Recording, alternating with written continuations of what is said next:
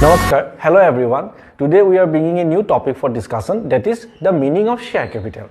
Everybody of us know that the meaning of capital. When we talk about the capital, it means the amount of money contributed by the owner for the business. The sum of money which is required for the business is known as capital. So now we will discuss today what we mean by the share capital. Share capital.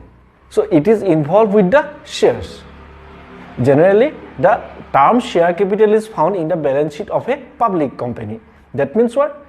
The share capital means when the capital is collected by way of issuing shares to the public, then it is called share capital.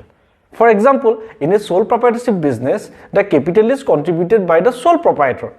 So we will get the term only capital in the balance sheet. In a partnership firm, the capital is contributed by the partners itself. So we are getting the term partners capital.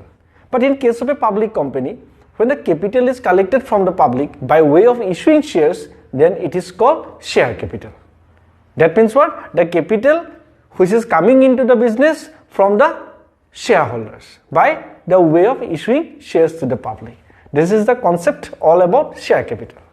If you understand my concept, then like my video and share it to your friends and subscribe my channel. Thank you.